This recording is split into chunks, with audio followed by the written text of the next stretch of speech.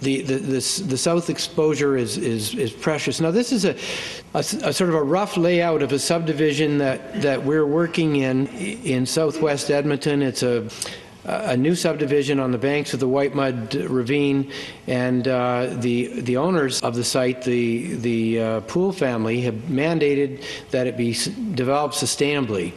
And so that's how we got involved. The developer heard Gordon at the CMHC Housing Outlook conference a few years ago, and we've been working with them for a while.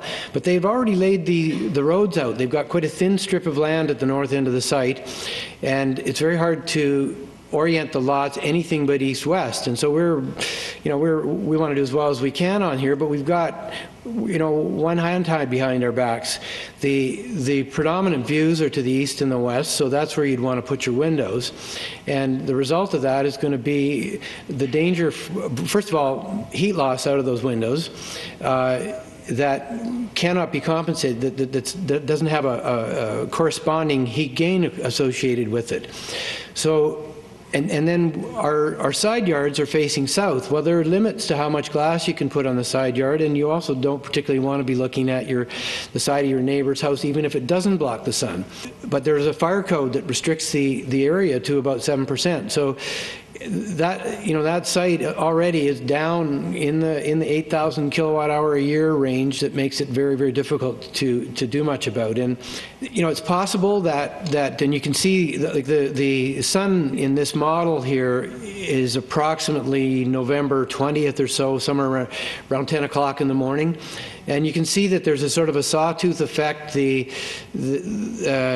sun is hitting the rooftops, and you could get PV up on the rooftops, and you could conceivably get a pretty good output from an array up there. But you can't make up for the loss of that passive solar. So. Another situation, this is a site over in Belgravia that we were involved with for a little while.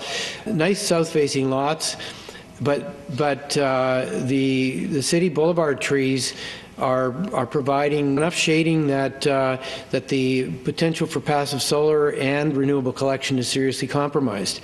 And I mean, I love trees. But although I'm starting to have some mixed feelings about some of them. I'm not the tree hugger I used to be.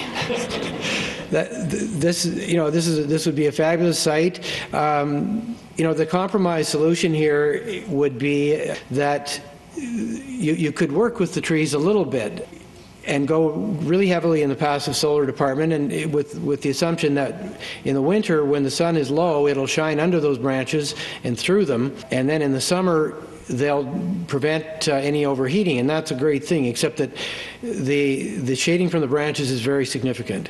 And when it comes to putting renewables on the house, really, particularly photovoltaic, you don't really care when it is. You want to get that electricity generated when the sun's shining, which is typically you're getting your best production in the sort of April to October time frame. So the ideal situation is a south-facing backyard here in Edmonton, and this is a site of the Belgravia house. Sometime in November, the shading from the little outbuildings is not hitting the house. We've pulled the house far enough into the backyard.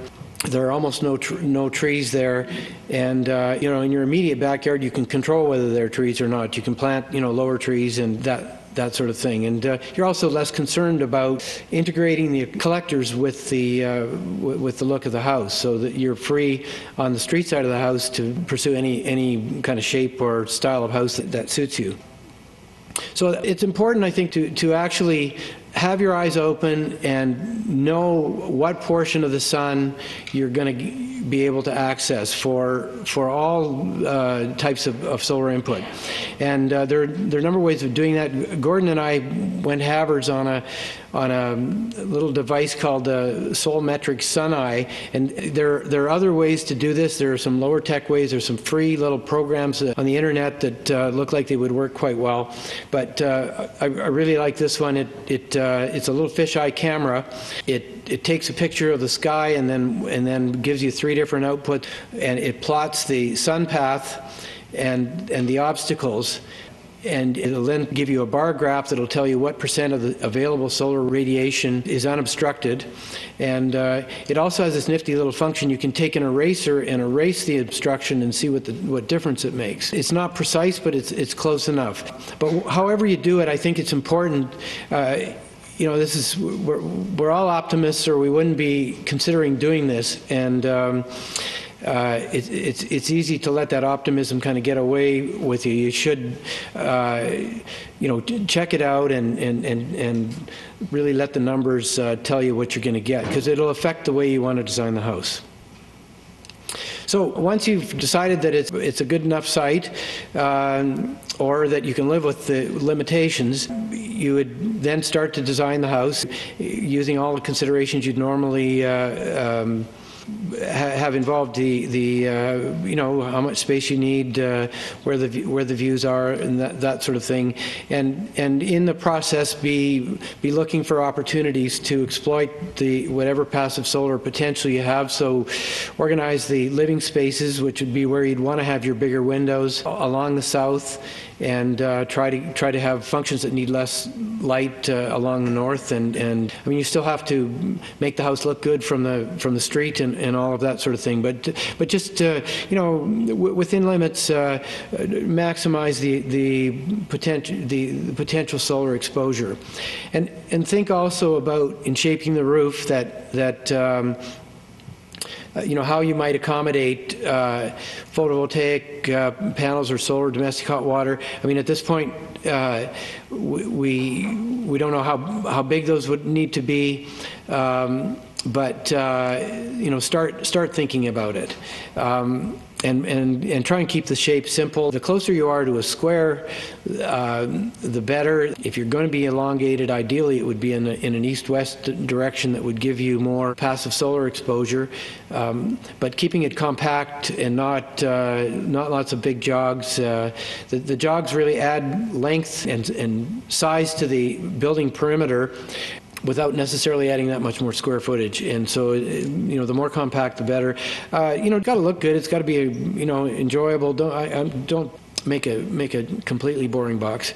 So just give you an idea of the sort of size range that we've been able to get to net zero or near net zero so far. They seem to be in the sort of 1,800 to 2,000 square foot range. So reasonably good sized houses. By some measure, they're probably smaller than average. But keeping the house size down will save money every which way. The cost per square foot will go up, but the total amount of cost will be less. And again, try to keep the house surface area to volume ratio, keep it as compact as possible.